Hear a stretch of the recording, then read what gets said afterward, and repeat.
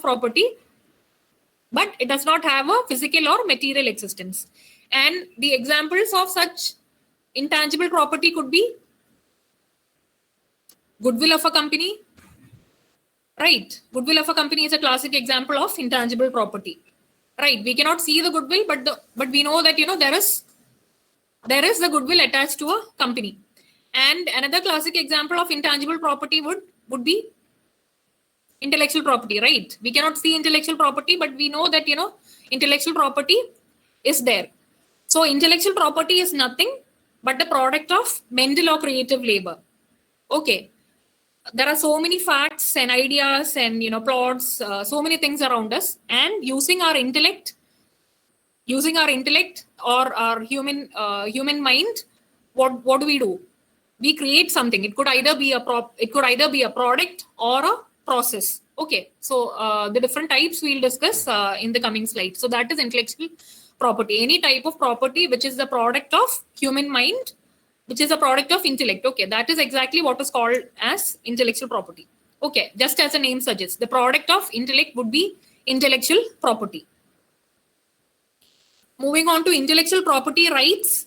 Again, as the name suggests, the rights which we acquire over our intellectual property. Okay, the intangible rights are again intangible because we know that we have rights, we exercise the rights, but then we cannot see the rights, right? So we cannot see the right, we cannot touch the right, etc. So it is again intangible. Rights are always intangible. Okay, so intellectual property rights are nothing but the legal rights over the products of inventive thought. Okay, so that inventive thought could be the product of mental or creative labor. So intellectual property rights are those rights which protects the mental or creative labor. Okay. Since I was told that most of the participants in this seminar are faculty members, so it is mandatory for all the faculty members to keep publishing, right? Publish or perish is what we usually say. So if you have written an article in a journal, if you have written a book, if you have written a chapter in a book, or even edited a book, etc., you would acquire a type of property in it. You would be getting a copyright over it. Okay, we cannot see the copyright, but we'll come into the intricacies of copyright in the coming slides. Okay, but okay, that is a classic example of intellectual property rights. So intellectual property is the property which we acquire over the product of mental or creative labor, and intellectual property rights are those rights which we acquire over those types of property. Okay, I hope I'm clear to you. If you have any doubts, please ask in between, or you could even ask in the chat box. Okay, so basically there are two types of intellectual properties. One is the industrial property, one is the industrial property rights, and the other is the copyright and related rights. Okay, so we can see in the coming slides why copyright and related rights is treated differently from the rest of the other types of intellectual property rights. Okay, so basically, for your understanding, there are two main classifications of intellectual property rights. That is the industrial property rights, and the other one is the copyright and related rights. And as I'd mentioned before, these are the intangible rights over tangible property. Okay. I hope that concept is clear, because if you take a book, the right would be intangible, but then the book as such would be tangible, right? You can see the book. You can see what is written over the book, but then you cannot see the copyright which you have acquired over it. Okay. Okay, so that is why we say that intellectual property rights is that intangible rights which you acquire over maybe tangible property, and a book is a classic example of the same. Okay, so these are the different IPRs in India. One is the patent, then we have the copyright, then trademark, geographical indication, industrial designs, protection of plant varieties, and we have some other forms of IPRs like trade secrets. Then we have the semiconductor integrated circuits, etc. And there is also another type of knowledge which is controversial as to whether whether IP should be granted over it. Any ideas to what is that kind of knowledge? That is traditional knowledge. Okay, so traditional knowledge is not recognized as a type of IPR, but then when we discuss, when we have a discourse on IPRs, we usually talk about TK also. So there are different IPR laws in India, which we'll be discussing in the following slides. Okay. We'll start with copyright. Okay. So as simple as that, this is the subject matter of copyright. So you may be familiar with the symbol of copyright, right? C within a circle. Okay. And the subject matter of copyright could either be a book, it could be a movie, it could be music, it could be a painting, it could be a map. Okay. It could be any kind of software tools, any kind of computer programs. Okay. Fine. So what do you mean by copyright? Copyright, like I mentioned in the previous slide, is a bit different from the other forms of intellectual property like rights like patents, trademarks, etc. Because copyright is one form of intellectual property that we usually associate with the cultural goods. Okay, so when we talk about books or when we talk about movies, music, etc., we know that it has a link with our culture, right?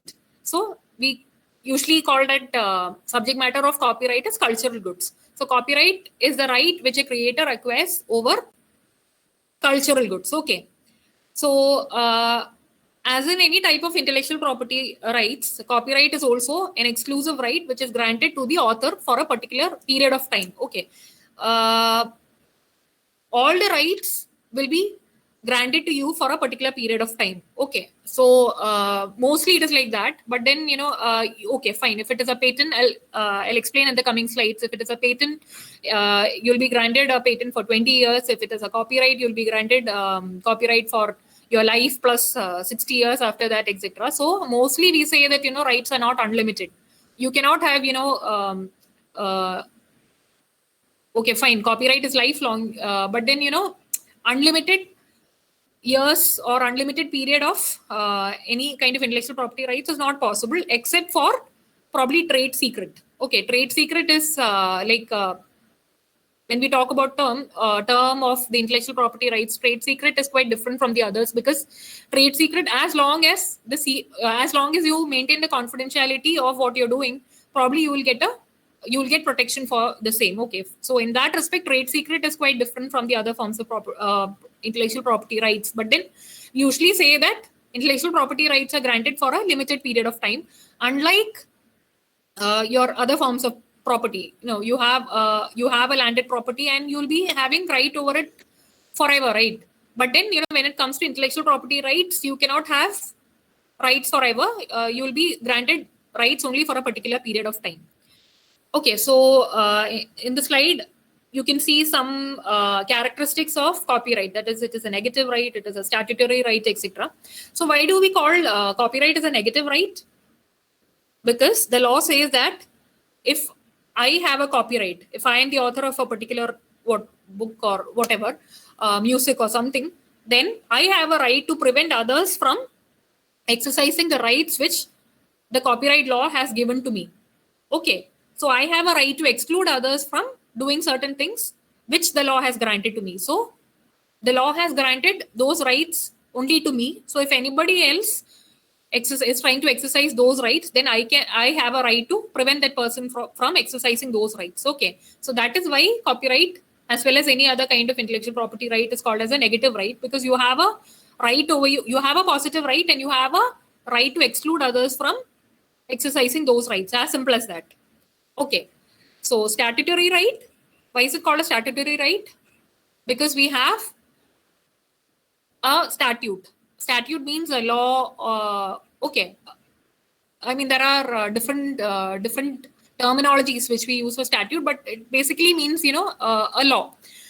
So I'm sorry. Okay, so we have a copyright law in India, right? We have the Copyright Act of 1957 and we have the Copyright Rules of 1958. And a copyright law has been amended from time to time. So we call any right which has a backing of a law as a statutory right. So copyright is a statutory right because it is covered under the Copyright Act of 1957.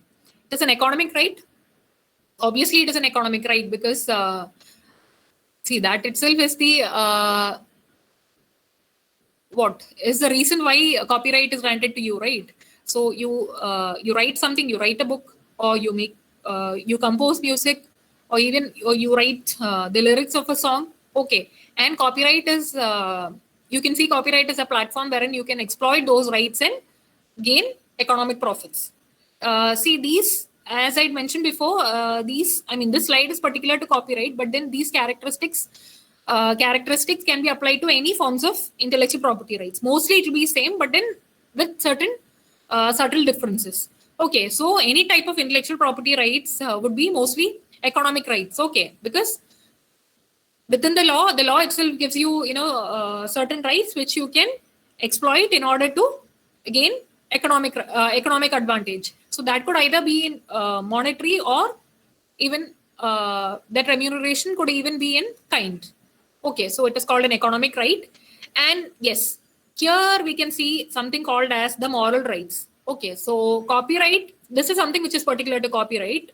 You cannot see these rights in other forms of intellectual property rights like patents or trademark, etc. See, moral right means you write something, or you are the author of say a particular book, and you have two main moral rights which the Indian law grants to you. One is called the right of paternity, and the other is called the right of integrity. Paternity right is nothing but very simple, that you have a right to be recognized as the author of the particular work. Okay, so if you are the author of a particular book, you have a right to be recognized as such in the book. Okay, so if anybody else takes your books and takes your book and probably cuts off your name and starts selling it as selling the book in his name, you have a right to prevent him from doing so. Okay, so that is called a paternity right. And what about the integrity right, which is the second among the moral rights granted in India?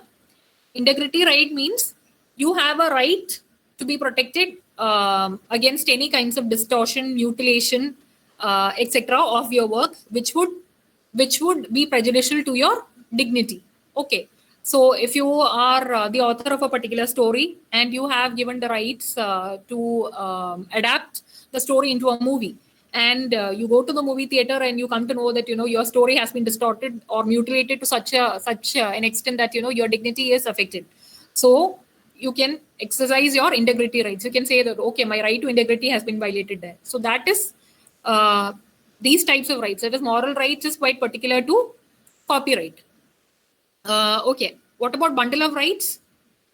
Take the example of a particular book. You have umpteen number of rights attached to it.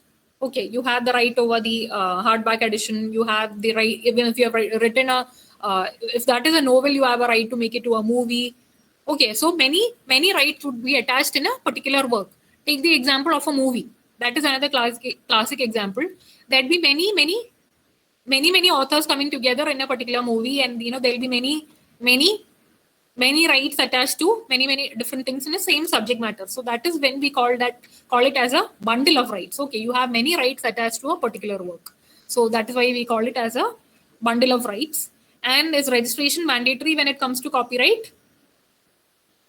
Registration is not mandatory in copyright, but then if you register, no harm in that. It will be very useful in infringement proceedings. Unless you register your copyright, you may not be able to defend yourself when it comes to any infringement proceedings, etc. So it is always, be on the safer side. It will be better to get your work registered, but it may not always be possible. See, in copyright, we usually say that automatic protection is there.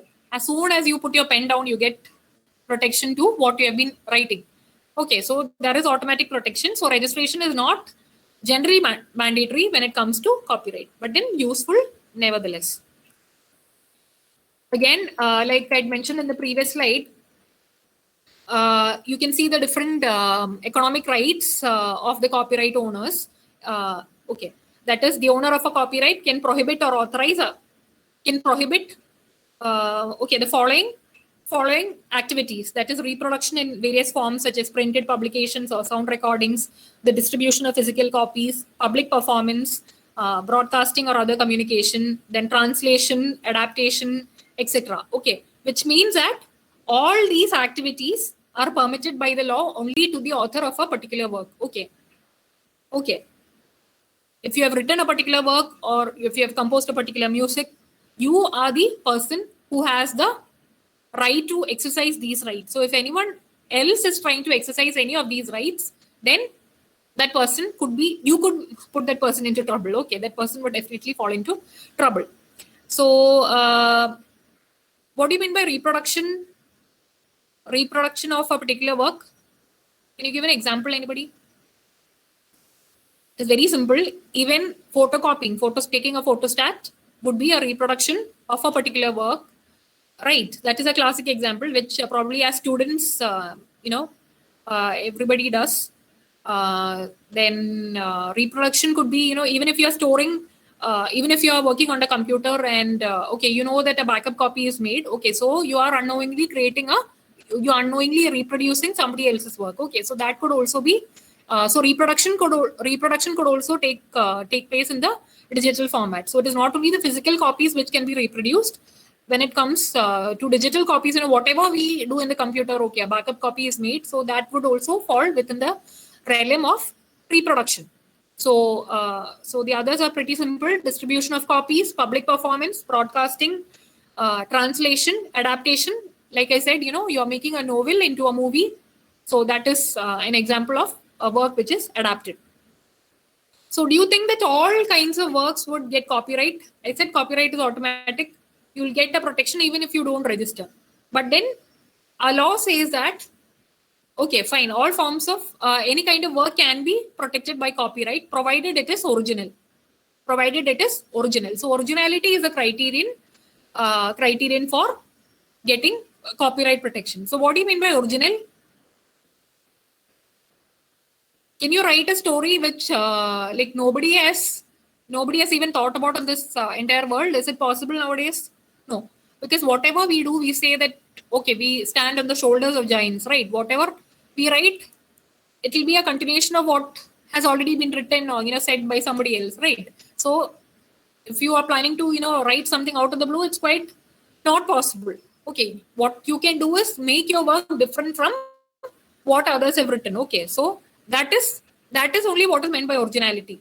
Like in patent, it need not be quite new or novel or something. See, all the different kinds of IPRs have different kinds of requirements for it to be protected under the particular category of work. So in copyright, it means that it should be original. Okay, so original means that it should be quite different from what others have been already working upon, and it should have some what you call a modicum of creativity. Creativity should also be there, but then a small touch of creativity would be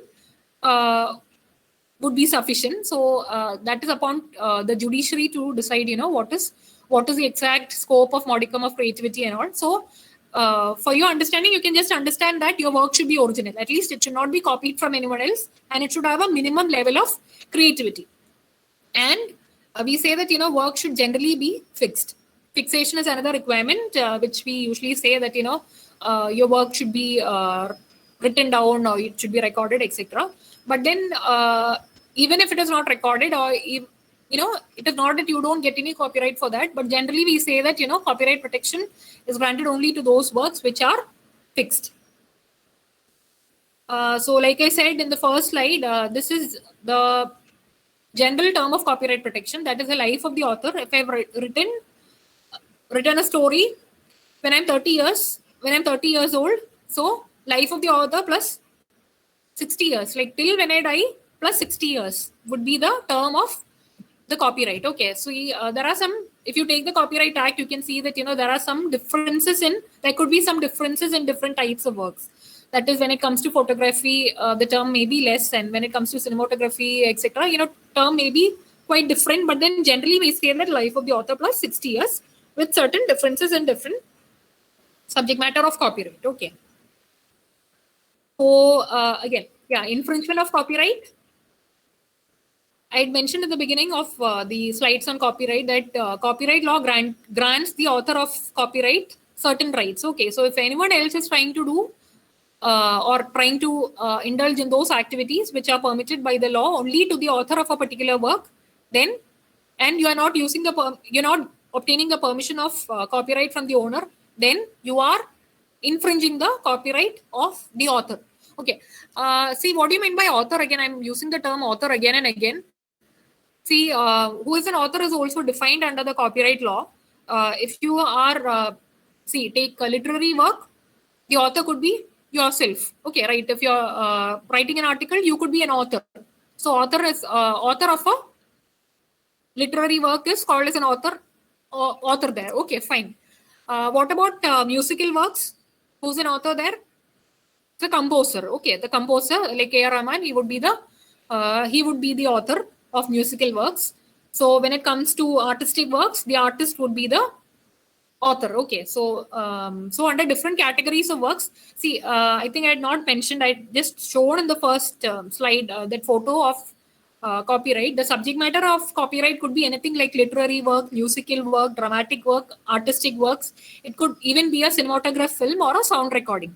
So in all these different kinds of works, there are different authors. When it comes to a cinematograph film, who's the author? Is it the director or the producer?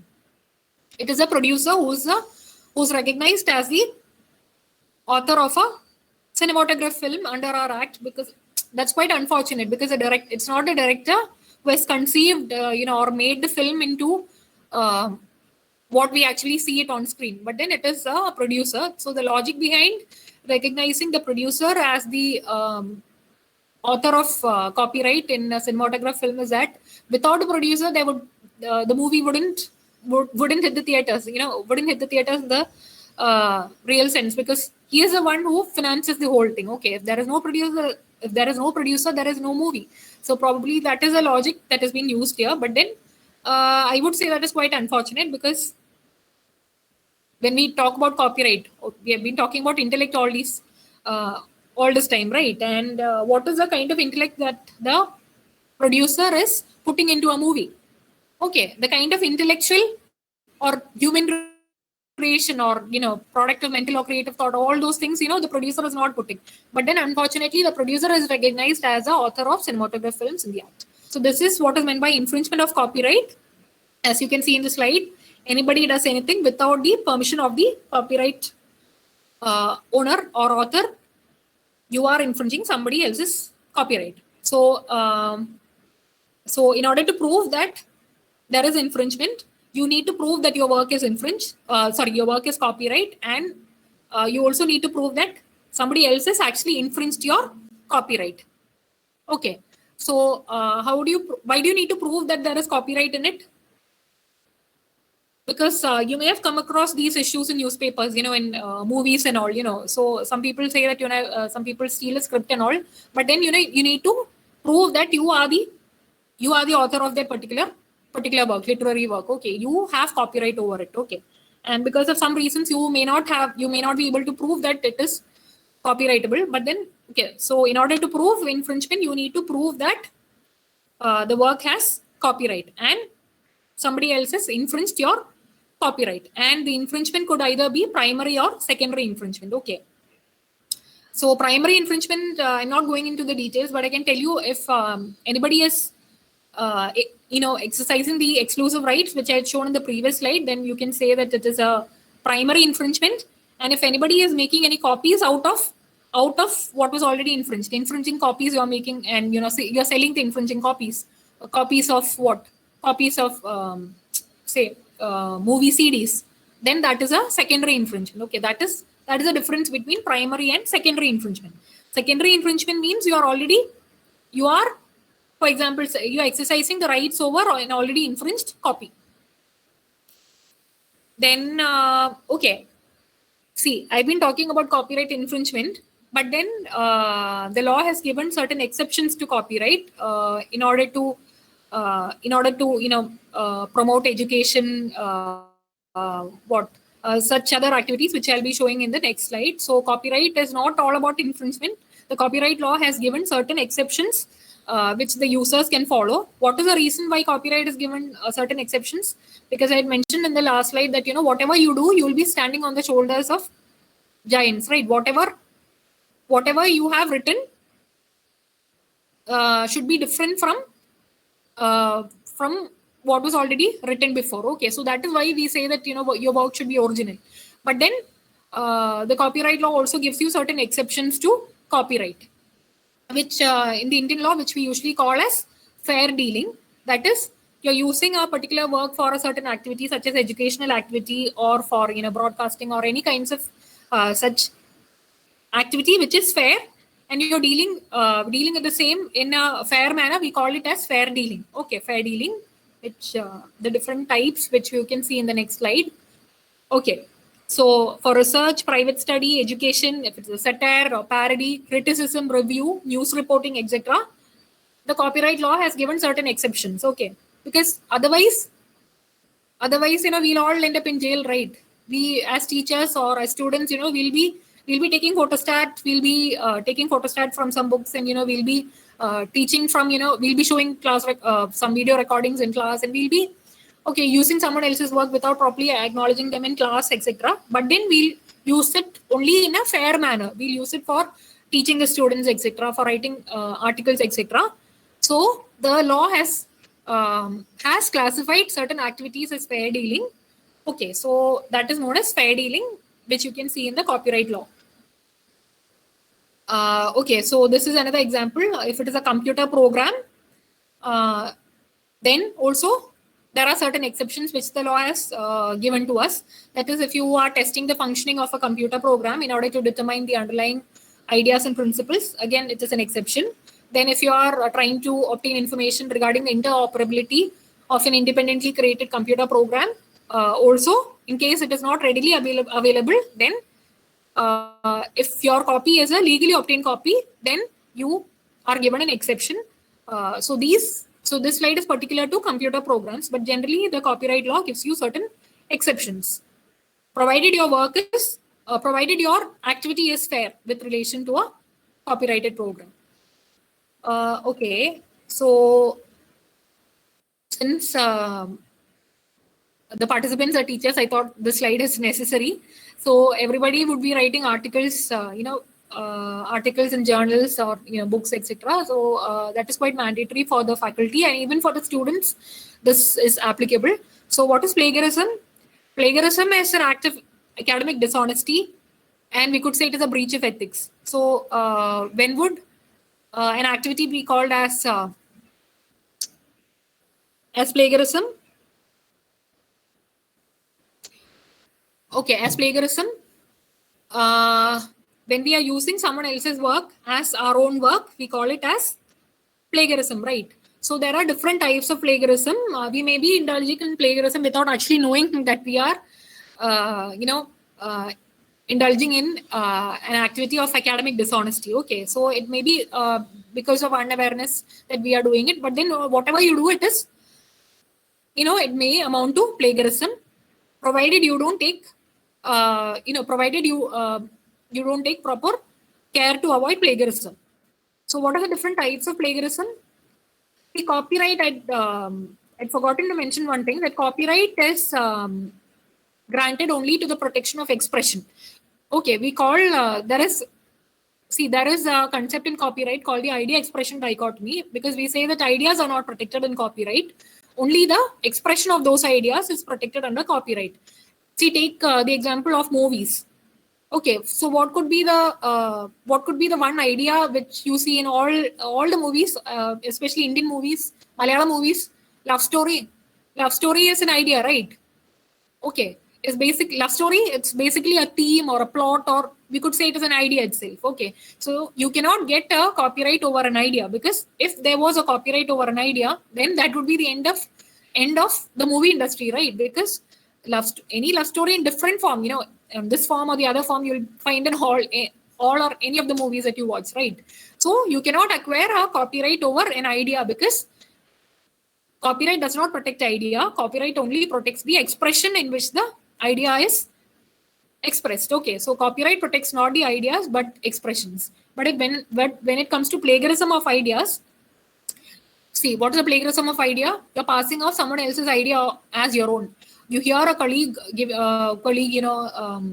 mentioning some idea in a particular seminar, and you say, okay, fine. And tomorrow you write an article based on your colleague's idea. So that is a plagiarism of idea.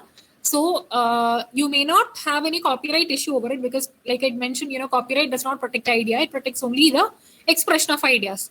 But then it is, at the end of the day, plagiarism, and it is still considered as an act of academic uh, dishonesty. It is an act against academic integrity. So don't be under the impression that, okay, fine, I'm taking only an idea and I'm not giving proper acknowledgement to the person who has given me the idea. So you are indulging in plagiarism. What is plagiarism of expression? That is typically what everybody does. You are taking somebody else's, you are taking a line from a particular book and you are citing it without giving any reference to that particular work. Okay, so that is the classic example, plagiarism of expression, which probably everybody does in his or her lifetime, but that is quite an act of academic dishonesty. I thought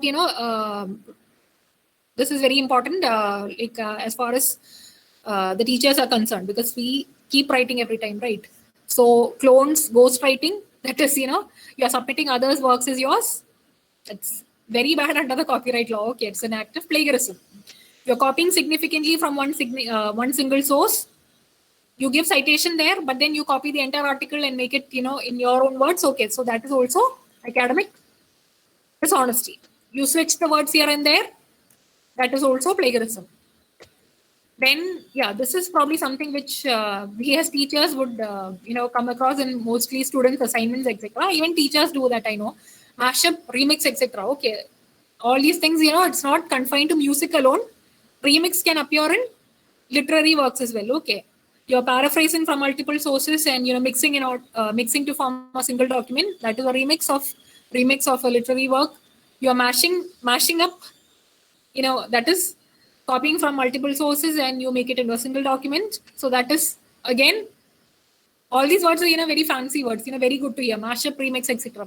But when it comes to copyright, this is again plagiarism. Even if you paraphrase, but then you, that would also be plagiarism. Okay, plagiarism again, with citation, that might be plagiarism. You cannot take the defense that, oh, okay, I've cited, but then there may be an error in citation. Or you could say that I've given the proper citation, but then, I am not producing anything original. Why does the copyright law say that, your work should be original?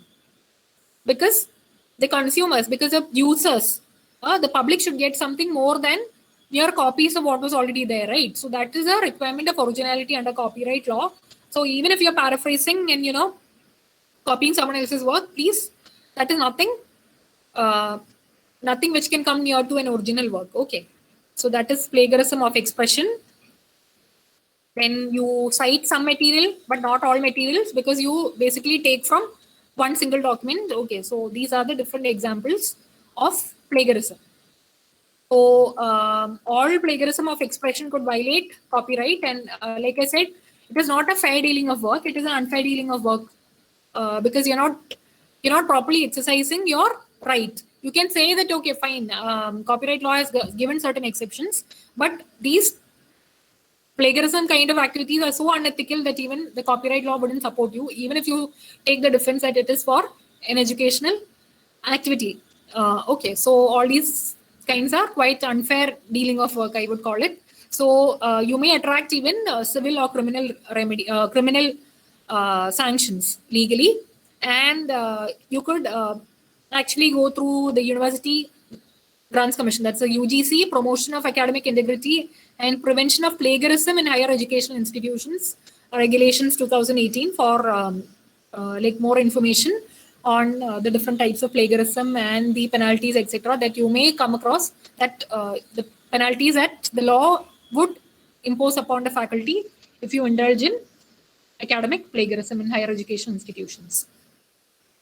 Okay, that's about it. That's about copyright. Oh, I hope it is clear. If you have any doubt, you can ask, or we could, move forward with the presentation and take doubts at the end. Okay, I hope that would be fine.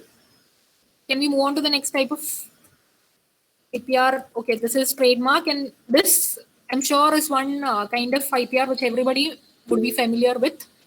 Trademarks. Okay, so what is a trademark? A trademark is nothing. It can anything be like a word, phrase, symbol, sign, or whatever. Okay, even a number, color, etc. So what is the function of a trademark? Trademark is used to identify a particular good as originating from uh, a particular manufacturer or trader, and your trademark should be able to distinguish your products or services, that is the products or services from one manufacturer or trader from those of others.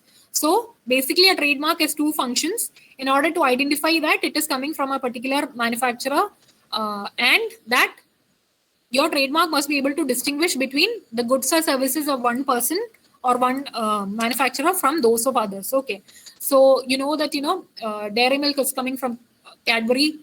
Okay, Cadbury and not Nestle. Okay, so you know that. Okay, fine. When you take dairy milk, you can see that mark over it. Okay, fine. So that tells you that okay, it is coming from the Cadbury's company, and that distinguishes that product from Nestle's company, right? You know it is coming from Cadbury and not from Nestle, and you identify it through the trademarks, right? As simple as that. See, that is the beauty of IPRs, I would say, intellectual property rights in general. You wake up one morning and you can take a look around it. You can find that you are surrounded by the subject matter of IPRs, right? We being teachers, hardly a day passes in our life without reading something, without teaching, etc. So you are indulging with the subject matter of copyright. Then you use anything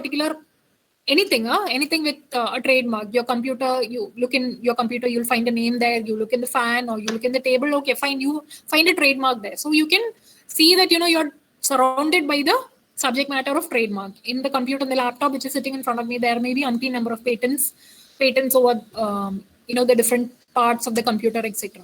So that is, I would say, the beauty of intellectual property rights. Okay. So the criteria for obtaining trademarks, I'll just skip through these slides. I'll just brush fast because of time paucity. A trademark should be distinctive. Distinctive in the sense, it should be able to distinguish between the different types of trademarks. Okay. So take the case of Bata, Whirlpool, etc. Okay. So these words have become so generic, through use. Fine, they may have been distinctive at some point of time. Otherwise, they would not have been given a trademark. So that is what we call as distinctiveness in trademarks. Okay, so a trademark should be able to distinguish from other trademarks. Okay, then it should not be deceptive. That is, it should not mislead or deceive the consumers that it is coming from a particular company. Okay, fine. You use similar words for your product so that it quite phrases with an already established company. Okay, and you want to deceive or mislead the consumers that fine, the consumers go to a supermarket and they grab a product thinking that okay, fine, this is coming from okay, fine, Cadbury's. Okay, so please, such trademarks should be avoided, and it would not be registerable because it is misleading or deceiving the consumers. It should not be descriptive also. Descriptive trademark, an example would be you are using the term like rasoi for cooking oil. Rasoi means kitchen, and it is descriptive, right? So such types of trademarks cannot be registered. So again, in the introduction, I heard sir was mentioning about all these types of property. That is, GI is another example. GI, what is a geographical indication? It is a kind of indication which says that the product has a particular relation with the place, with the place it is coming from. For example, you say Pokali rice. It can either be a foodstuff, it can be an agricultural product, it can be a wine or spirit, etc. Because champagne, as we know, is a name of a place. Okay, so it's become so generic now. So if you take Kerala, there are different types of GIs, right? In and around Ernakulam, we have this Vadakulam pineapple. If you take the place where I come from Trivandrum, and you have the Balaramaram Kaitri, then you have the Alapi Koyer.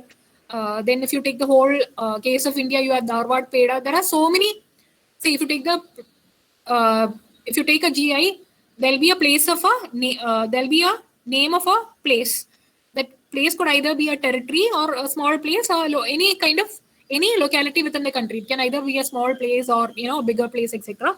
But then your product, the product could either be a foodstuff or agricultural product, wine and spirit, etc., or handicraft, etc. Like in the case of Aramula Kannadi, take the case of Aramula Kannadi, then you can understand that Kannadi, that mirror has a particular relation with Aramula. The alloy, something has a relation with Aramula. Okay, fine. So that is exactly what is called as geographical indication. Your good has a particular relation. It can be due to the environmental factors. It can be because of the soil or the particular climatic conditions there. Okay, so a product coming from a particular place, and you should be able to prove that that product has a relation with that particular place. Okay, that is exactly what is geographical indication. You have the basmati rice, many different kinds of examples. So it can be an industrial product also, like Mysore agarbatti. Okay, so since there are some science faculty, I thought this may be of interest to you. This is another form of intellectual property that is industrial designs. We have the Designs Act of 2000 in India, which protects the industrial designs.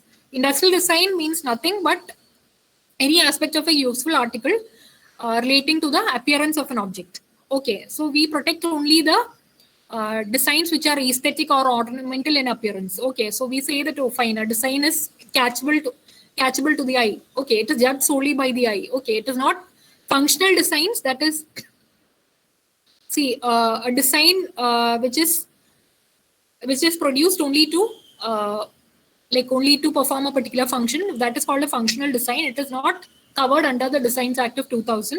Only the ornamental designs, that is designs which are judged solely by the eye, are covered by the industrial designs, covered under the industrial designs. So it can either be a two-dimensional design or a 3D design.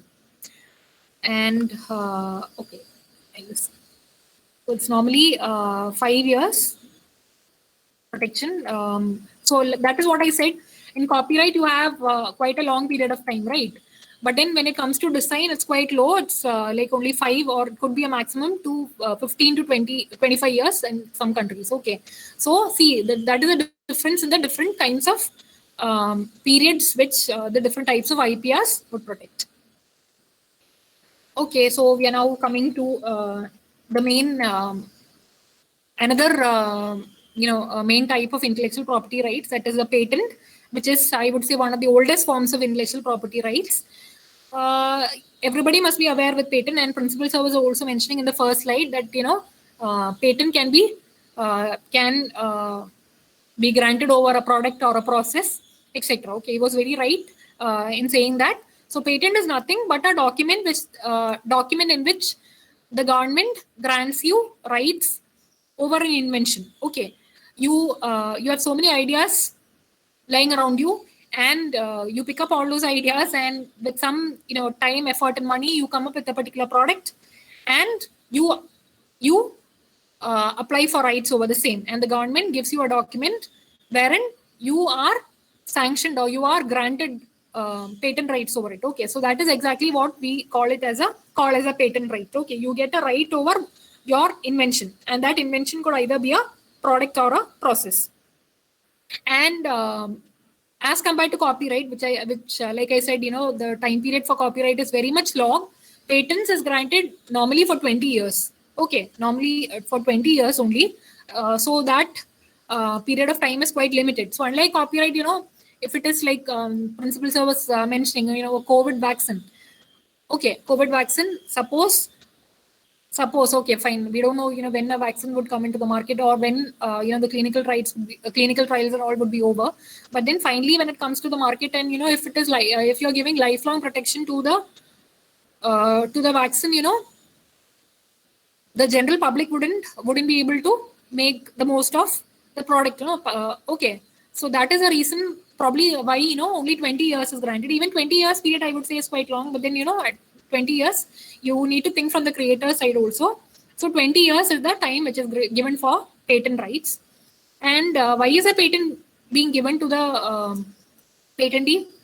Patentee is the person to whom the patent is granted. Okay. So 20 years is given to him for full disclosure of his invention. Okay. That is, we say that IPRs are quid pro quo.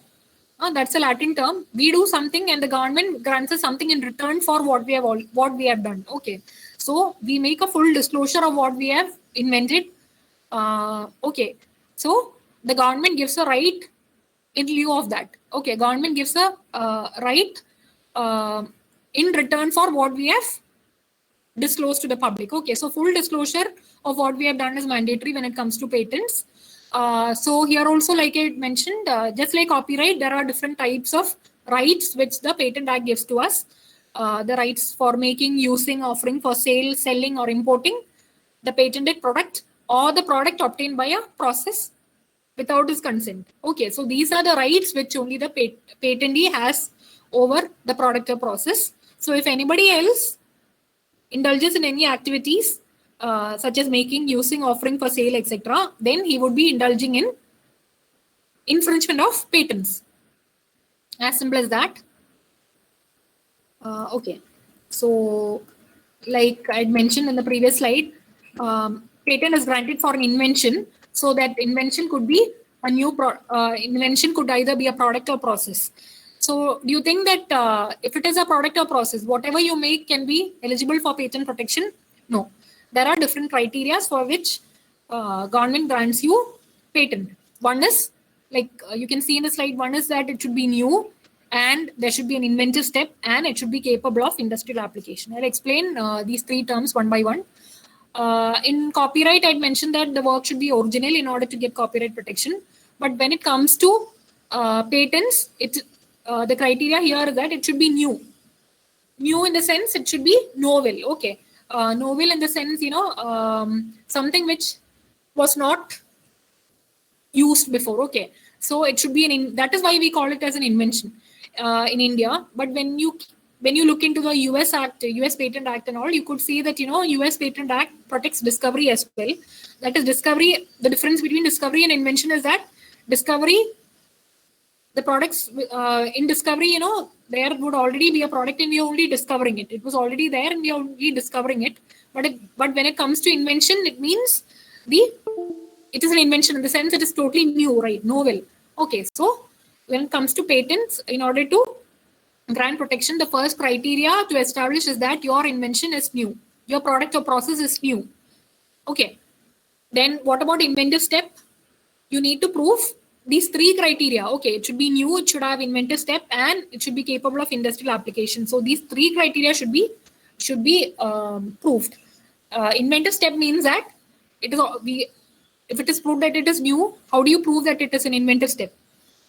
Okay, inventive step means that your product or process has any economic significance or any technological progress in addition to what was already there, and your work, that is your product or process, is not known to a person skilled in the art. Okay, who is a person skilled in the art?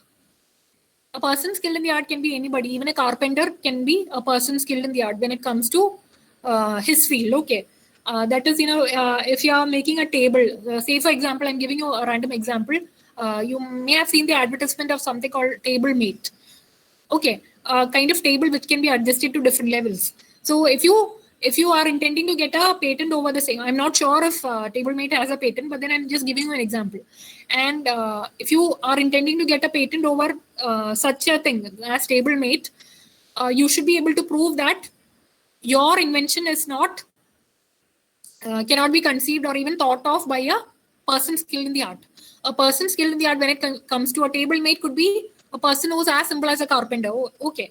A carpenter, if he says that, if you show it to a carpenter, he should be able to say, "Oh, I have not conceived of such a thing before. How did you make it?" Okay, so it means that your work is quite different from what is already known, and a person skilled in the art doesn't have a clue as to what you're making. Okay, so that is what is known as inventive step. That is the second criterion which you should prove in order to get a patent for your product or process.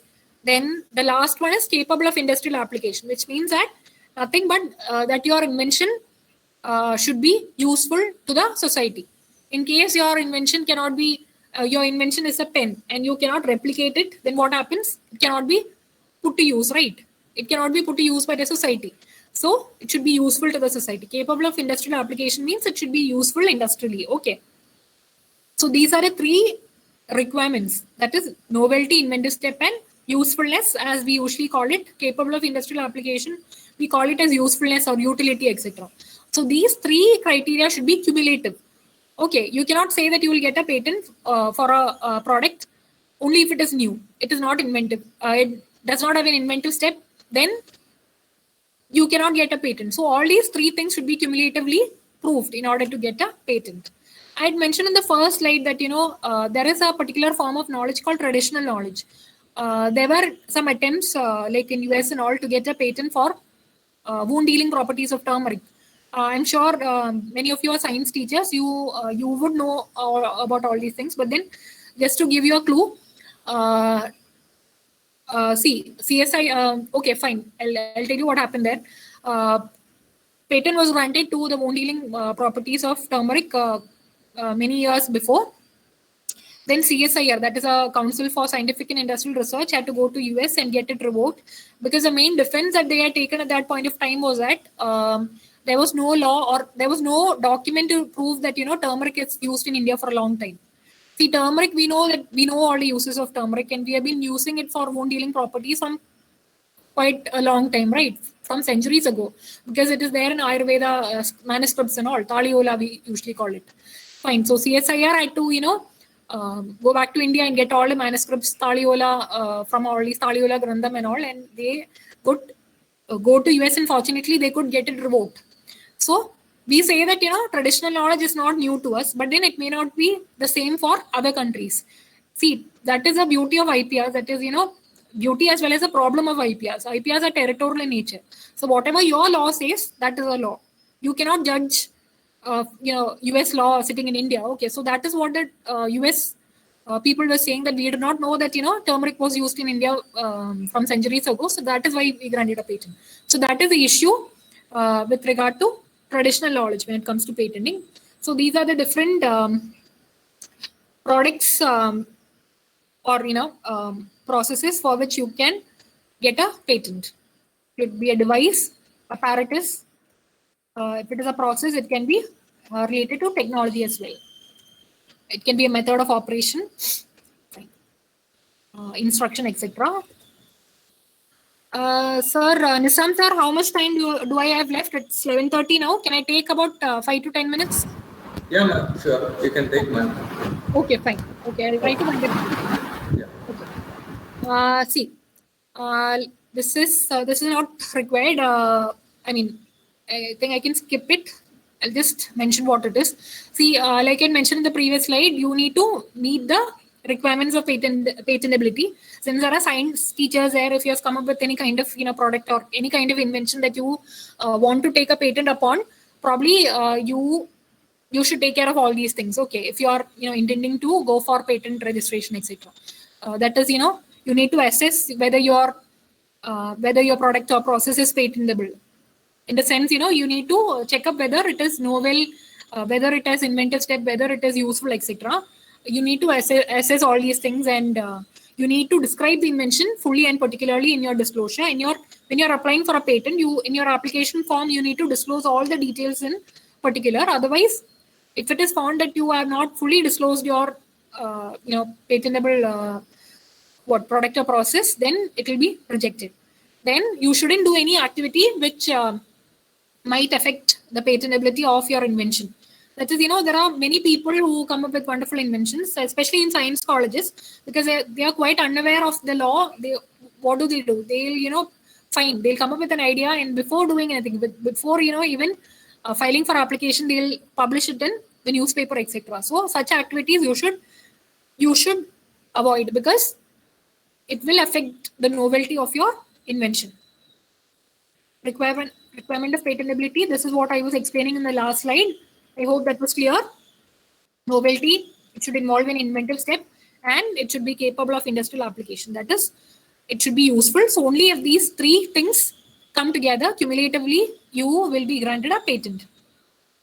Also, you should take care that it does not fall into any of the categories of exclusion found in the Indian law under section 3 and 4. We'll see the exclusions. These are the exclusions. And your science teachers, mostly I was told by Dr. Nissam, you would be able to, relate to most of these things. Perpetual motion machine, have you ever heard of such a thing? A machine which is somehow working without giving any particular energy, and it's like giving 100% output without giving any energy. That is not possible, right? So if it is a perpetual motion machine, it is quite against it's quite contrary to the laws of nature. So you cannot get a patent over it. You are discovering a living or non-living thing. Again, you might get a patent if you are a US citizen, if you are applying in US, because they grant patents to discovery as well, but not in India. In India, it should be an invention. So if it is a mathematical or business method, if it's a method of agriculture or horticulture, method of medical treatment or diagnosis, because it will be quite difficult for difficult for the public to get the most of it, right? If it is a treatment method, etc., you will not be able to get a patent for that. Keeping in mind the public welfare. If it's a computer program per se, it might be protected under copyright, so you will not get a patent for that. Plants and animals other than microorganisms. Okay, so plants and animals are not patentable, but then microorganisms may be patentable subject to all the criterion fulfilled. Then biological process for production or propagation of plants and animals, etc., are not patentable. Then if you are making a product which is contrary to the laws of nature, like I mentioned, then if it is frivolous or it is contrary to the public order, etc. If you have, say for example, if you have invented something and it makes pickpocketing easier, or if you create a particular method in which you can make opium, which is a banned substance, and you can make opium get absorbed into the blood faster, such things also would not be patentable in India. So you can go through, if you go through the Patent Act of 1970, it's available online. You could go through section 3 and 4 in the Act, and you could see the excluded subject matter. So if you're planning to get a patent for your particular invention, please make sure that it does not fall into any of these categories.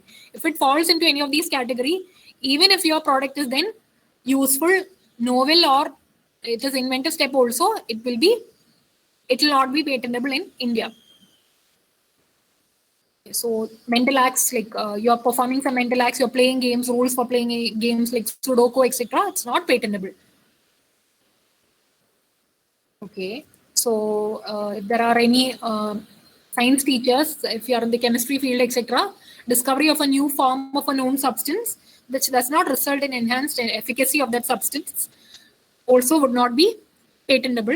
You have a very famous case law in India that is called Novartis versus Union of India, which probably you could refer from the internet, and you would see that the definitions of enhanced efficacy and all. So thing is, if there is no addition to what is already known, such as salt or ester or ether, etc., there is no invention there, because you are only discovering what is already there. Okay. Then even if you say that, okay, fine, you have found a cancer drug, but it is not different from what is already there, from the salt which is already used in the medicine, fine, you would not get a patent for that. Then topography of integrated circuits, like I mentioned, that is not possible under patent, because there is another law in India which I would not be going through because of paucity of time, that is called a Semiconductor Integrated Circuits Act of 2000. Then aggregating or duplicating of known properties of traditional known compounds. You're just you are mixing, components, etc.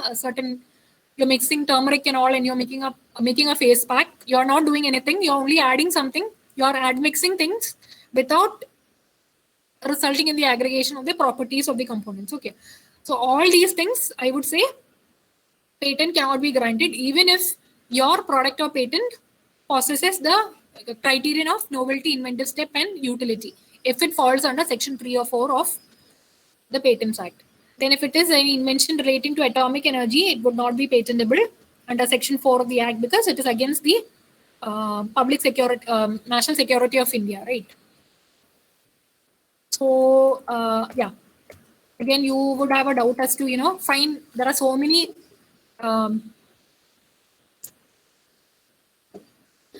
there are so many exclusions, but then, what all things may be patentable. So these things, if it is a genetically modified organism, it could be patented. It's a cultural media, it could be patented. If it's a diagnostic kit composition, etc., it could be patented. Then if it's a medical device like blood bag or etc., it can be patented. And there are different number of, patents available for such things, medical devices, etc. But then a treatment procedure, etc., would not be able to be patented. I'm skipping these slides. Okay. So if you're planning to apply for a patent for any of your product or process, you should perform a patentability search just to see if your product or process does not fall into what has already been there before. We call it as prior art in law. You should disclose all the things which is particular to your particular product or process. Then you should give sufficient information so as to enable a person skilled in the art to work your invention, like I had mentioned before. Seeing your patent application, a carpenter, for example, if he is a person skilled in your art, he should be able to work it out. Okay, so it should be as clear as that, your patent application. And your the facts that you give to the government, you disclose to the government, should be factual, clear, accurate, etc. Don'ts of patents, like I said, please don't publish your invention before filing a patent application. Don't disclose it in a seminar or conference unless it is, government sponsored, etc., which is an exception which is given under the Act. And don't show your invention to the public in an exhibition unless it is sponsored by the government, which is also an exception which is given under the Act. Don't sell your invention, use it in the public, etc., because your novelty will be lost there, and you would not be able to have a patent. So this is okay. Again, these are some patent myths. You would feel that patent granted in one country is not enforced. Is enforced worldwide. Like I said, it's not possible because patent, any kind of IPR is specific to a particular country. It's territorial in nature. Your Indian law would govern what you're doing within India. You cannot enforce the same in a country like US. Outside India, it's not possible. Everything disclosed in a patent, again, would not be protected. That's also a myth if you feel to the contrary, because it's only what you disclose and you call it as claims. Okay, I did not go into such intricacies. You give a patent application and only the claims would be patentable. Then beyond 20 years, if your patent is expired, you can't re-patent it. Okay. So, okay, I'll just skip it. So these are some of the myths. Probably, something you feel that, if it is not in the market, it is patentable. That is definitely not, because the patent literature, which includes many things that are not and have never been, has also been on the market. Okay, so these are some of the myths that you may have come across. And one most important thing, you may be under the impression that, okay, fine, I just need to come up with something. It's a responsibility of the government to protect my invention. Please understand that the government has better things to do. Your patent protection is your responsibility, and the government is not going to help you out in any way. So it is your responsibility to protect your patent and to initiate legal actions against a person who's infringing it. The government won't come to your help therein. So it is your responsibility. Okay, fine. We have come to the end of the session. Okay. And just to give you a brief, okay, and I have a few more slides. This is about a tender that I come from. These are the programs that we offer here, PhD program, and we have the dual degree program also. We have the LLM IP students, IP people who come from different backgrounds also. We have science students also doing LLM here. So within 5 years, 2 years will be the LLM course, and within 5 years, they go out to the PhD. That is a course that is, quite unique, the course that we are offering here. Then we have the 1-year LLM program also, which we started in 2016.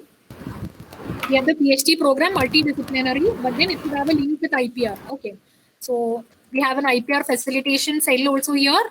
So if you have any, novelty searches or queries regarding any kind of application, any application that you want to file in patents, you can just approach us and we'll help you out. You just need to, call us on a number or mail us, and these are the facilities that we have already been involved in Kerala, and we have a tie-up with a firm in Delhi who would help us in registration of patents and plant varieties, etc. We give counseling also, and we give particular awareness programs like what I'm doing now. Then we give awareness to not only to faculty and like academic people, but also to entrepreneurs, inventors, etc. So a consultancy service is what we usually do. Okay, fine. Thank you. Sir?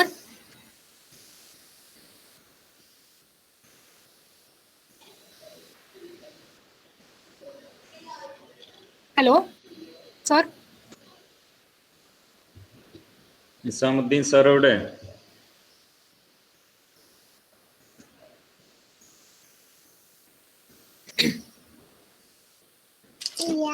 Sir mute ആണല്ലോ.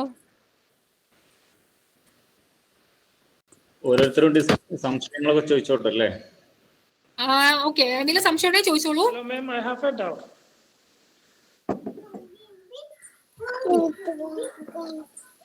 ചോദിച്ചോളൂ. Okay, on behalf of the PSMO community, I would like to thank you for your wonderful presentation. And I have two questions, and I would prefer it to ask one first and get it cleared, then ask the second question. Is it okay with you? Yeah. Okay. The first question is, so we often use, YouTube videos for our lecture purpose. Is it legally permitted? Yes, sir. That is what I was saying. If it fair dealing, you can take up. Am I audible to you? There's some disturbance coming. Yes. Okay. That is a particular section called. You can refer the copyright. See, all these laws are available online. Okay, നമുക്ക് നോക്കിയാൽ മതി. Section 52 ഉണ്ട്. അതിനകത്ത് see, like I said, fair dealing ഒരു സാധനം ഉണ്ട്. So ഞാൻ slide കാണിച്ചില്ലേ, റിവ്യൂ, ക്രിറ്റിസിസം എന്നൊക്കെ പറഞ്ഞിട്ട്. സോ നിങ്ങൾ ടീച്ചിങ്ങിനല്ലേ ഉപയോഗിക്കുന്നത്. സോ ഡെഫിനറ്റ്ലി നിങ്ങളത് യൂട്യൂബ് വീഡിയോ ആണെങ്കിൽ we show that in class. Okay, fair dealing ആയിട്ട് തന്നെയാണ് നമ്മൾ കണക്കാക്കുന്നത്. യൂട്യൂബ് വീഡിയോ എടുത്ത് കാണിക്കുന്നതിൽ കുഴപ്പമൊന്നുമില്ല. നിങ്ങൾക്ക് വേണമെങ്കിൽ ഒരു കർട്ടസി എന്നൊരു സാധനം കാണിച്ചാലും മതി. നിങ്ങൾ ഈ എന്നിട്ട് ആളെ ഇതാണെന്ന് പറഞ്ഞാൽ മതി. പക്ഷെ നിങ്ങൾ ഒരു കാര്യം ചെയ്യാൻ മതി, യൂട്യൂബ് വീഡിയോ എടുത്തിട്ട് ഞാനാ ചെയ്തോന്നൊന്നും പറയണ്ട, ആള് ഇതാണ് എന്ന് നിങ്ങൾ അക്നോളജ് ചെയ്താൽ മതി. അത് കുഴപ്പമൊന്നുമില്ല. Sometimes we also do to include these YouTube videos to record our own videos. No, we just incorporate those videos.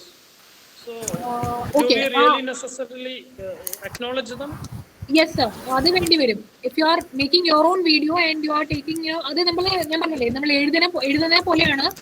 നിങ്ങളുടെ ഒരു വീഡിയോ ആയിട്ട് നിങ്ങളെ കാണിക്കുകയാണെങ്കിൽ ഒരു കോർട്ടസി എന്തെങ്കിലും നിങ്ങൾ പറയേണ്ടി വരും. കോർട്ടസി എഴുതി കാണിക്കോ അല്ലെങ്കിൽ നിങ്ങൾ ചെയ്യേണ്ടി വരും.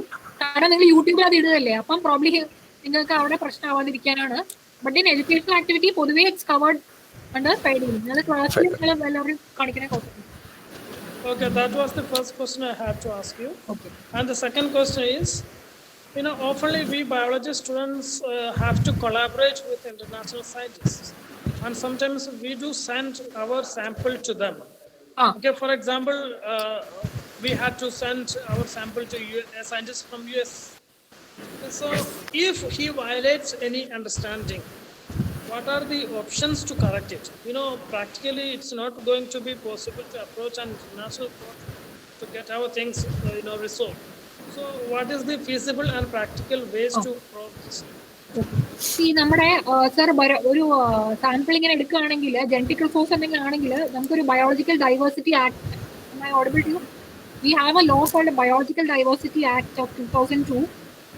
അതിനകത്ത് നോക്കിയാൽ മതി. ഇങ്ങനെ റിസർച്ച് കൊളാബറേഷൻസ് ഒക്കെ പറഞ്ഞ് കിടപ്പുണ്ട്. നിങ്ങൾ എങ്ങനെയാണ് ചെയ്യേണ്ടതെന്നൊക്കെ പറഞ്ഞിട്ട് അതിനകത്തുണ്ട്. അപ്പം നിങ്ങൾ ഇപ്പൊ ജനറ്റിക് റിസോഴ്സ് ഒക്കെ ആണെങ്കിൽ നിങ്ങളത് എങ്ങനെയാണ് ചെയ്യേണ്ടതെന്ന് പറഞ്ഞിട്ട് ആ ലോയിൽ പറയുന്നുണ്ട്. ഞാൻ അത് കൂടുതൽ ഇതിനകത്ത് പറഞ്ഞിട്ടില്ലായിരുന്നു. റിസർച്ച് കൊളാബറേഷൻസിന്റെ കാര്യമൊക്കെ അവിടെ പറയുന്നുണ്ട്. ഗവൺമെന്റ് സ്പോൺസേഡ് ആണെങ്കിൽ എങ്ങനെയാണെന്നൊക്കെ പറഞ്ഞാൽ അതിനകത്ത് ബയോളജിക്കൽ ഡൈവേഴ്സിറ്റി ആക്ട് എന്ന് റെഫർ ചെയ്താൽ മതി. International law? ഏതാ? Is it an international law, ma'am? Biodiversity law that you have just mentioned? Yes, ഇല്ലില്ല, നമ്മുടെ ബയോളജിക്കൽ ഡൈവേഴ്സിറ്റി ആക്ട് എന്ന് പറഞ്ഞാൽ ഇന്ത്യൻ ലോ ആണ്. നമ്മുടെ ആക്ട് ആണ്, ബയോളജിക്കൽ ഡൈവേഴ്സിറ്റി ആക്ട് ഓഫ് 2002. നോക്കിയാൽ മതി. ഇന്റർനാഷണൽ ലോ എന്ന് പറയുമ്പോൾ conventional biological diversity. My question is, if someone violates this rule, okay, he had offered us the authorship, for example, and he violated the rules later on. So how can we, authorship എന്ന് പറയുമ്പോൾ അതാണ് ഞാൻ പറഞ്ഞത്, patent ഉള്ള സാധനമാണ്. Patent ആണെങ്കിൽ authorship എന്ന് പറയുമ്പോൾ അത് കോപ്പിറൈറ്റിൽ മാത്രമുള്ളതാണ്. അതാ ഞാൻ ചോദിച്ചേ. അതല്ല നമ്മൾ സാമ്പിൾ കൊടുത്തിട്ട് നമ്മൾ ആ ഒരു റൂൾസ് അവർ ഫോളോ ചെയ്യുന്നില്ല എങ്കിൽ നിങ്ങൾ, അതാ ഞാൻ പറഞ്ഞത്. പക്ഷെ അത് നമ്മൾ എങ്ങനെ അത് എൻഫോഴ്സ് ചെയ്യുന്നുള്ളതാണ് ഞാൻ പറയാം. അതായത് പേറ്റന്റ് ഉണ്ടെന്ന് നോക്കിയാൽ നിങ്ങൾക്ക് പേറ്റന്റുമായിട്ട് സംബന്ധമായിട്ട് എന്തെങ്കിലും ഉണ്ടെങ്കിൽ ഈ എല്ലാ ലോ, ഞാൻ പറഞ്ഞ കോപ്പിറൈറ്റിലാണെങ്കിൽ പേറ്റന്റിലാണെങ്കിലും എല്ലാത്തിലും അതിൻ്റെതായ ഇൻഫ്ലുവൻഷ്യൽ പ്രൊസീഡിങ്സ് എല്ലാം ലോയിൽ തന്നെ ഉണ്ട് കേട്ടോ. നിങ്ങളിപ്പോൾ ഹൈക്കോർട്ടിനെ അപ്രോച്ച് ചെയ്യുക, അല്ലെങ്കിൽ ഇപ്പൊ പേറ്റന്റ് ആണെങ്കിൽ IPAB എന്ന് പറഞ്ഞ സാധനം ഉണ്ട്, അതിനെയൊക്കെ അപ്പീലേറ്റ് ബോർഡ് അപ്രോച്ച് ചെയ്യുക, അതൊക്കെ നമ്മുടെ ആക്ട് തന്നെ ഉണ്ട്. Okay, yes. അതാ ഞാൻ എല്ലാം കൂടെ നമുക്ക് പറയാൻ സമയം കിട്ടൂലല്ലോ സ്ലൈഡിൽ, അതാ ഞാൻ അത് പറയാത്തെ. പേറ്റന്റ് ഉണ്ടെങ്കിൽ പേറ്റന്റ് ഉണ്ടെങ്കിൽ അതാ എടുത്ത് പറയുന്നത്. പേറ്റന്റ് ഉണ്ടെങ്കിൽ പേറ്റന്റ് ആക്ട് നോക്കാം. ഇപ്പൊ പറയുന്നത് കേട്ടിട്ട് പേറ്റന്റ് ഇല്ലാത്തതാണെന്ന് എനിക്ക് മനസ്സിലായില്ല. കൊളാബറേഷൻ ആണ്. ജനറ്റിക് റിസോഴ്സ് ആണെങ്കിൽ അത് ബയോളജിക്കൽ അതാ ഞാൻ പറഞ്ഞത്. നിങ്ങളുടെ ഓരോ സാധനം പോലെ ഇരിക്കും. ബയോളജിക്കൽ ഡൈവേഴ്സിറ്റി ആക്ട് നോക്കാം, ഈ പേറ്റന്റ് ഉണ്ടെങ്കിൽ പേറ്റന്റ് നോക്കാം, കോപ്പിറൈറ്റ് ഇഷ്യൂ ആണെങ്കിൽ കോപ്പിറൈറ്റ്. അപ്പൊ ഓരോ ആക്ടില് അതിൻ്റെതായ ഏത് ഫോറത്തിൽ അപ്രോച്ച് ചെയ്യണം എന്നൊക്കെ ഓരോ ആക്ടിൽ പറയുന്നുണ്ട്. ഇപ്പൊ നിങ്ങൾ പേറ്റന്റ് ആണെങ്കിൽ അതിനകത്ത് അങ്ങനെ. ഓക്കെ, എല്ലാം കൂടെ ഒന്നില് ചെയ്യാൻ പറ്റില്ല. അത് ഡിഫറെന്റ് ലോസ് ആണ്, മനസ്സിലായോ? Different. Copyright. Shafiq sir, now your turn, sir. Hello. പറയൂ. Thank you for the informative presentation. എനിക്കൊരു 3 ഡൗട്ട് ഉണ്ട്. അതിനകത്ത് ഫസ്റ്റ് ഡൗട്ട് എൻ്റെ ഒരു മെറ്റീരിയൽ അത് ബൈ ഡിസൈൻ ആസ്ട്രോണമിക്സ് ആപ്ലിക്കേഷൻ അത് നോവലാണെങ്കിൽ അതിനൊരു ഇന്ത്യൻ പാറ്റേണിനുള്ള സ്കോപ്പ് ഉണ്ടോ? അയ്യോ സാർ, എനിക്ക് കേൾക്കുന്നില്ല. എന്തുവാണ്? അത് എൻ്റെ ഒരു മോളിക്യൂൾ അല്ലെങ്കിൽ ഒരു മെറ്റീരിയൽ മെറ്റീരിയലാ?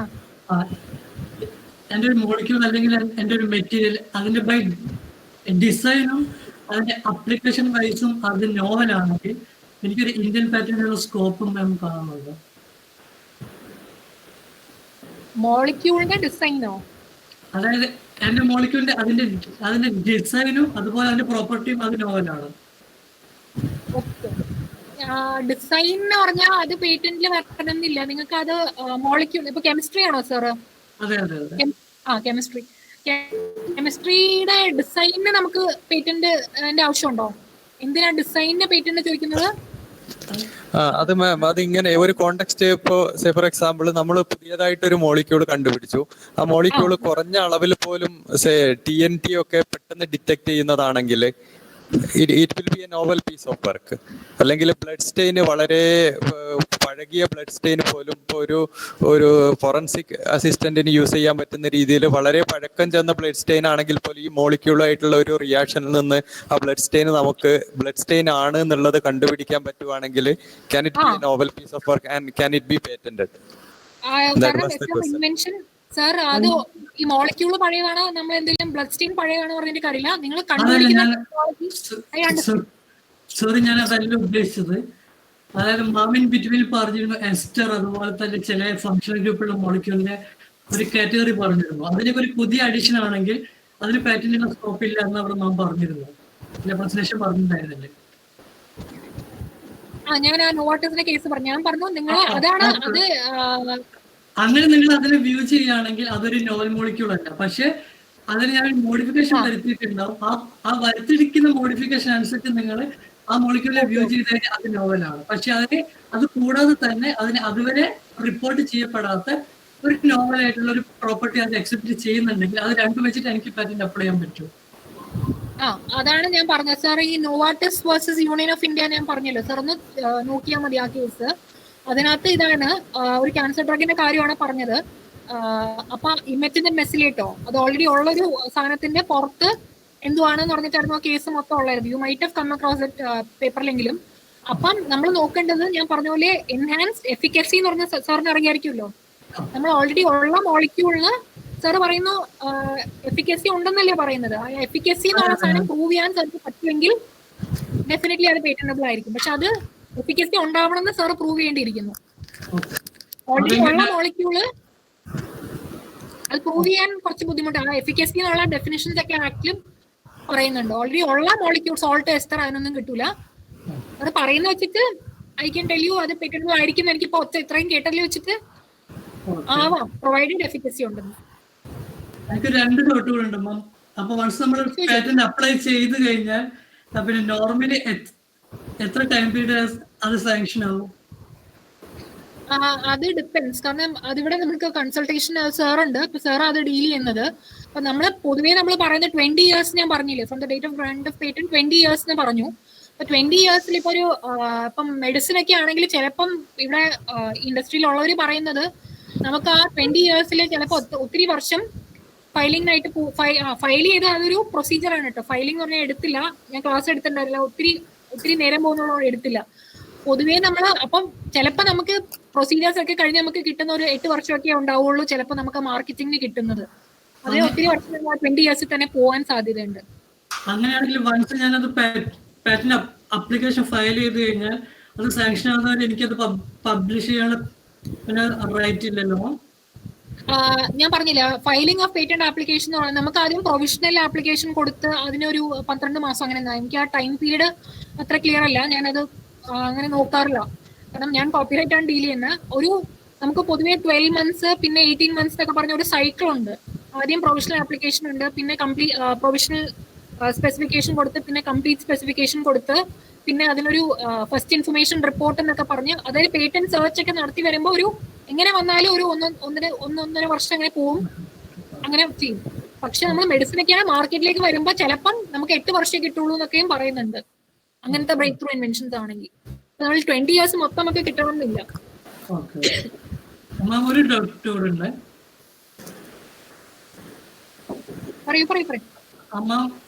അതായത് സെയിം വർക്കിന് തന്നെ ആളുകളെ അത് നാഷണൽ പാറ്റന്റും അതുപോലെ തന്നെ ഇന്റർനാഷണൽ പാറ്റന്റും അച്ചീവ് ചെയ്തായിട്ട് കണ്ടിട്ടുണ്ട്. അതിനെന്തെങ്കിലും ഹൈറാർക്കി നമ്മൾ കീപ്പ് ചെയ്യേണ്ടതായിരുന്നു? അതായത് നാഷണൽ പാറ്റന്റ് അത് സാങ്ഷനായ ഒന്നിന് മാത്രമേ ഇന്റർനാഷണൽ പാറ്റന്റ് അപ്ലൈ ചെയ്യാൻ പറ്റുന്നോ? അങ്ങനെ എന്തെങ്കിലും ഒരു ഹൈറാർക്കി നമ്മൾ കീപ്പ് ചെയ്യേണ്ട കാര്യമുണ്ടോ? ഇന്റർനാഷണൽ പേറ്റന്റ് എന്ന് പറഞ്ഞൊരു സംഭവം സാർ എന്താ എനിക്ക് മനസ്സിലാവുന്നില്ല. ഞാൻ പറഞ്ഞില്ല, പേറ്റന്റ്സ് പറഞ്ഞാൽ ടെറിട്ടോറിയലാണ്. നമുക്ക് ഇപ്പൊ ഇന്ത്യൻ പേറ്റന്റ് ഓഫ് ഇന്ത്യയിലാണ് ഫയൽ ചെയ്യണമെങ്കിൽ ഇന്ത്യയില്, അല്ലാതെ ഇന്റർനാഷണൽ എന്ന് പറഞ്ഞാൽ അങ്ങനെ ഒരു ഫോറം ഇല്ല. നമുക്ക് PCT എന്ന് പറഞ്ഞ പേറ്റന്റ് കോർപ്പറേഷൻ ട്രീറ്റി എന്ന് പറഞ്ഞ സാധനമുണ്ട്. അതായത് ഒരു സാധനം നമ്മള് ഇപ്പൊ ഒരു കുറെ കൺട്രീസിൽ ഒറ്റയടിക്ക് ചെയ്യണമെങ്കിൽ PCT വഴി ഇന്ത്യയിൽ ചെയ്യാം, അമേരിക്കയിൽ ചെയ്യാം, US അങ്ങനെ പല PCTയിലെ കൺവെൻഷൻ കൺട്രീസ് എന്ന് പറയും. ഒരു കൺവെൻഷനാണ്, അതിനകത്ത് അങ്ങനെ ചെയ്യാം. അല്ലാതെ ഇന്റർനാഷണൽ എന്ന് പറഞ്ഞാൽ ഗ്ലോബലി ഒരു സാധനം ഇല്ല. ഓക്കെ, അങ്ങനെ നമുക്ക് കാരണം ടെറിട്ടോറിയലാണ്. അത് എല്ലാ ലോസും IPR ലോസും ടെറിട്ടോറിയലാണ്. ഇന്ത്യയിലാണെങ്കിൽ സാർ ഇന്ത്യയിൽ ഫയൽ ചെയ്യാം. അതേ സാധനം നമ്മൾ വേറെ കൺട്രിയിൽ ചെയ്യണേ PCT വഴി ഒരു 5-6 കൺട്രി നമുക്ക് ഒരുമിച്ച് ചെയ്യണമെങ്കിൽ PCT ഒറ്റയടിക്ക് ചെയ്യാം ഒരേ സമയം. ഇത് പ്രശ്നം എന്ന് പറഞ്ഞാൽ ഞാൻ പറയാം, ഇന്ത്യയിൽ ഇപ്പോൾ ഒരെണ്ണം ഫയൽ ചെയ്താൽ അതേ സാധനം US ചെയ്യുമ്പം നിങ്ങൾ നോവൽറ്റി ചിലപ്പം ഇന്ത്യയിൽ ഓൾറെഡി ഫയൽ ചെയ്തതല്ല, അപ്പൊ അത് നഷ്ടപ്പെടാതിരിക്കാൻ വേണ്ടി PCT വഴി ഒറ്റയടിക്ക് നമുക്ക് ചെയ്യാം. അപ്പൊ ആ ടൈം പീരീഡ് നമുക്ക് ആ ഒരേ സമയത്ത് ചെയ്യാം എന്നുള്ള ഗുണം മാത്രമേ ഉള്ളൂ. ഇന്റർനാഷണൽ അപ്പൊ നമ്മൾ അപ്ലിക്കേഷൻ ഫയൽ ചെയ്യുമ്പോൾ തന്നെ നമ്മൾ ICT വഴി ഫയൽ ചെയ്യണം? അല്ലല്ല, അത് PCT പേറ്റന്റ് കോർപ്പറേഷൻ അങ്ങനെ ഒരു സാധനം അത് ഫയലിംഗിന് വേണ്ടി മാത്രമാണ്. നമുക്ക് അങ്ങനെ ഒരു PCT എന്ന് പറഞ്ഞ ട്രീറ്റി എടുത്ത് പേറ്റന്റ് കോർപ്പറേഷൻ ട്രീറ്റി എടുത്ത് നോക്കിയാൽ ഇങ്ങനെ 2 phase, national phase international phase എന്നൊക്കെ പറഞ്ഞുകൊണ്ട്. അപ്പൊ അങ്ങനെ നമുക്ക്, പക്ഷെ അതും നമ്മൾ ഓരോ കൺട്രിക്ക് ഉള്ളിൽ നമ്മൾ എന്താ ഒരു ആപ്ലിക്കേഷൻ എന്താ പറയാ പ്രൊസീജിയർ എളുപ്പമാക്കാൻ വേണ്ടിയിട്ടുള്ള ഒരു മെത്തേഡ് മാത്രമേ ഉള്ളൂ. അല്ലാതെ നമുക്ക് ഇന്റർനാഷണലി ഒരെണ്ണം അങ്ങനത്തെ അതാ ഞാൻ പറഞ്ഞത്, അതൊരു പേറ്റന്റ് മിത്താണ്. ഇന്റർനാഷണലി നമുക്ക് ചെയ്യാന്ന് അങ്ങനെ ഒരു സാധനം ഇല്ല. കൺട്രി സ്പെസിഫിക് ആയിട്ടേ ഉള്ളൂ. I hope I clear to you. പിന്നെ സാറുടെ പേറ്റന്റ് ടേം ഞാൻ പറഞ്ഞില്ലേ, അതൊക്കെ പേറ്റന്റ് ആക്ട് എടുത്ത് നോക്കിയാൽ നിങ്ങൾക്ക് മനസ്സിലാവും. നിങ്ങളതാ ഞാൻ പറഞ്ഞേ, റെക്വിസിറ്റ്സ് എടുത്ത് നോക്കിയാൽ മതി. നിങ്ങൾ എത്ര സമയം 12 മാസം ഇങ്ങനെ ആപ്ലിക്കേഷൻ കൊടുത്തിട്ട് ഇങ്ങനെ അവര് patent search patent office examine ചെയ്യും. അതിനൊക്കെ ഇങ്ങനെ 12 മാസം 18 മാസം എന്നൊക്കെ പറഞ്ഞ് ടൈം പീരീഡ് കൊടുപ്പുണ്ട്. അതാ ഞാൻ പറഞ്ഞ, ഒന്ന് ചെക്ക് ചെയ്താൽ മതി. അത് ഓക്കെ, താങ്ക് യു. വായിച്ച മനസ്സിലാവുന്ന കാര്യങ്ങളാണ്, അതൊക്കെ സിമ്പിൾ ആണ്. Thank you. Ma'am, I have a few questions. Hello, ma'am. Okay, ma'am, ഈ ഒരു ജനറൽ പെനാൽറ്റി എന്തൊക്കെയാണ് ഈ പേറ്റന്റ് ലോ വയലേഷനിൽ സാധാരണഗതിയിലുള്ളത്? ജനറൽ എന്ന് പറയുമ്പോൾ നമുക്ക് എങ്ങനെ വേണം വരാം, നമുക്ക് ഇംപ്രസ്മെന്റ് ആവാം, നമുക്ക് IP-യില് നമുക്ക് അതാണ് ക്രിമിനല് വരാം, അല്ലെങ്കിൽ സിവിൽ ആയിരിക്കും, പൊതുവെ സിവിൽ ആയിരിക്കാം, ഇങ്ങനെ വേണം വരാം. ഓരോ IP-ലോ എടുക്കുമ്പോൾ ഓരോ സ്പെസിഫിക് ആണ് ഓക്കെ ഇൻഫ്രിഞ്ച്മെന്റ് വരുന്നത്. അത് ഓരോ ലോയില് ഡിഫറെന്റ് ആണ്. വേണമെങ്കിൽ നമുക്ക് ഇംപ്രസ്മെന്റ് വരെ കിട്ടാവുന്ന സാധനങ്ങളും IP ലോസിലുണ്ട്. സിവിലും ഉണ്ട്, പിന്നെ ക്രിമിനലും. സിവിലും ക്രിമിനലും ഉണ്ട്. പിന്നെ വേറെ ഒരു ക്വസ്റ്റ്യൻ ഉള്ളത്, പ്ലജിയാറിസവും പാറ്റന്റ് ലോയും തമ്മിൽ എങ്ങനെയാ ഇന്റർഫറൻസ് വരുന്നത്? സർ, പ്ലേഗറിസം എന്ന് പറഞ്ഞാൽ പൊതുവെ കോപ്പിറൈറ്റ് ലോയിലുള്ള സാധനം തന്നെയാണ്. അത് ഞാൻ കോപ്പിറൈറ്റിൽ പറഞ്ഞത്. നമ്മൾ എഴുതുന്നതിനെ പറ്റി അങ്ങനെയാണ് എഴുതുന്നത്. മ്യൂസിക് ആയാലും എന്തെങ്കിലും പ്ലേഗറിസം എന്ന് പറഞ്ഞാൽ കോപ്പിറൈറ്റുമായിട്ട് നമ്മൾ കോപ്പി അടിക്കുന്നതാണല്ലോ. നമ്മൾ ലിറ്ററലി നമ്മൾ കോപ്പി അടിക്കുന്ന സാധനമാണ് നമ്മൾ കോപ്പിറൈറ്റിനെ പറയുന്നത്. പ്ലേഗറിസം എന്നുള്ള വാക്ക് നമ്മൾ പേറ്റന്റിൽ അങ്ങനെ ഉപയോഗിക്കാറില്ല. നമ്മൾ പേറ്റന്റിൽ നമ്മൾ ഇൻഫ്രിഞ്ച്മെന്റ് തന്നെയാ പറയാ. ഒരാളിപ്പോ സാറിന് പറഞ്ഞോളൂ. ഇതിനെ പ്ലേഗറിസം നമ്മൾ പൊതുവെ കോപ്പിറൈറ്റിലാ പറയാ, മറ്റേനകത്ത് ഇൻഫ്രിഞ്ച്മെന്റ് അങ്ങനെയാണ് നമ്മൾ പറയുന്നത്. പിന്നെ നമ്മള് ഇപ്പൊ ഈ പുസ്തകങ്ങളൊക്കെ സിറോക്സ് എടുക്കുമല്ലോ, അതൊരു ഫെയർ യൂസ് എന്നുള്ള കൺസെപ്റ്റിന്റെ പുറത്ത് പോകുമോ അതോ കോപ്പിറൈറ്റ് വയലേഷൻ ആയിട്ട് മാറുമോ? അത് സാർ, എനിക്ക് ഏറ്റവും കൂടുതൽ എക്സാമ്പിൾ എന്നെ തന്നെയാ പറഞ്ഞു. ഞാനിപ്പോ LLM-ന് പഠിച്ചപ്പോ ഞങ്ങളുടെ തൊട്ടപ്പുറത്തൊരു കടയുണ്ട്, അത് പറയാൻ പാടില്ല, പക്ഷെ ഞങ്ങൾ ഒരു 1000 രൂപയ്ക്കൊക്കെ ഫോട്ടോസ്റ്റാറ്റ് എടുത്തിട്ടുണ്ട് ക്ലാസ്സിന്. ഏറ്റവും കൂടുതൽ ആദ്യം ഞാൻ ജയിലിൽ പോയി കിടക്കേണ്ട ഞാനായിരുന്നു. അപ്പൊ അത് ഒരിക്കലില്ല, എഡ്യൂക്കേഷണൽ ആക്ടിവിറ്റി ആണ്, ഫെയർ യൂസ് ആണ്, ഡെഫിനറ്റ്ലി ഫെയർ യൂസ് ആണ്. പിന്നെ അത് നിങ്ങൾക്ക് ഒരു ഡൽഹി യൂണിവേഴ്സിറ്റിയുടെ ഒരു കേസ് വായിച്ചിട്ടുണ്ടാവും, DU കേസ്. അതെ, ആദ്യമായിട്ട് അതിനകത്ത് പറയാൻ വെച്ചാൽ അക്കാഡമിക് ആക്ടിവിറ്റിന്ന് സ്റ്റുഡൻസിന് ടീച്ചേഴ്സിന് ഫോട്ടോസ്റ്റാറ്റ് എത്ര എടുത്താലും അത് കുഴപ്പമില്ല എന്നാണ് പറയുന്നത്. ഫെയർ യൂസ് എന്നുള്ള പ്രൊട്ടക്ഷൻ ലഭിക്കും. അല്ലെങ്കിൽ നമ്മൾ കോപ്പിറൈറ്റ് കൊണ്ടൊരു ഗുണം ഉണ്ടാവില്ലല്ലോ, നമ്മൾ എല്ലാവരും ജയിലിൽ പോയി കിടക്കേണ്ട അവസ്ഥ വരുന്നുണ്ട്. പിന്നെ ഒരു ക്വസ്റ്റ്യൻ കൂടെ, നമ്മള് സെന്റർ ഓഫർ ചെയ്യുന്ന PhD പ്രോഗ്രാമിന് പക്ഷേ LLM സ്റ്റുഡൻസിന് മാസ്റ്റേഴ്സ് ഇൻ ലോ വേണം. ബാക്കി സബ്ജക്റ്റിനുള്ളവർ മാസ്റ്റേഴ്സ് ബിരുദത്തിന് ജോയിൻ ചെയ്യാൻ പറ്റുമോ? മനസ്സിലായില്ല സർ, ബാക്കി സബ്ജക്ട്സിലുള്ളവരും LLM-നാണോ? അതായത് PhD-ക്ക് ജോയിൻ ചെയ്യാന് ലോയിലുള്ള മാസ്റ്റേഴ്സ് അല്ലേ ക്രൈറ്റീരിയൻ ആയിട്ട് വരുന്നത്? ഇവിടെ സാർ നമുക്കിപ്പോ നമ്മുടെ സെന്ററിൽ ആദ്യമായിട്ട് PhD കൊടുത്ത ആള് മാനേജ്മെന്റിൽ നിന്ന് വന്ന ആളാണ്, ആൻസൺ എന്ന് പറഞ്ഞിട്ട്. ഇവിടെ അസിസ്റ്റന്റ് പ്രൊഫസറാണ് പുള്ളി, മാനേജ്മെന്റിൽ നിന്നുള്ള ആളാണ്. ഇപ്പൊ ആദ്യം സെന്ററിൽ വന്നിട്ട് പുള്ളിയാണ് ഫസ്റ്റ് PhD. അപ്പം വിച്ച് മീൻസ് ലോ തന്നെ വേണമെന്നില്ല. അതാ ഞാൻ മൾട്ടി ഡിസിപ്ലിനറി എന്ന് പറഞ്ഞു. നമ്മുടെ സെന്ററിലുള്ള ഒരു പ്രത്യേകതയാണ് IP ഫീൽഡിൽ ഇപ്പൊ കെമിസ്ട്രി ആയാലും ഫിസിക്സ് ആയാലും മാനേജ്മെന്റ് ആയാലും നമ്മൾ IP ആയിട്ട് ബന്ധപ്പെടുകയാണെങ്കിൽ നമ്മൾ എടുക്കാറുണ്ട്.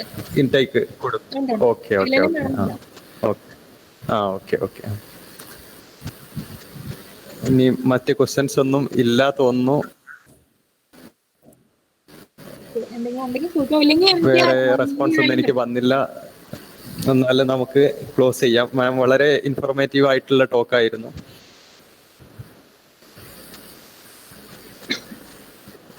ഇല്ല, വേറെ ആർക്കും ഒന്നും ക്വസ്റ്റ്യൻസ് ഒന്നും ഇല്ല തോന്നുന്നു. എന്റെ മെയിൽ ID കൊടുത്താൽ മതി സാർ, എന്തെങ്കിലും ഉണ്ടെങ്കിൽ ക്വയറി ഉണ്ടെങ്കിൽ. Okay. Anybody else? Any questions are coming? No, I think. So, ma'am, it was a very effective talk on intellectual property, right?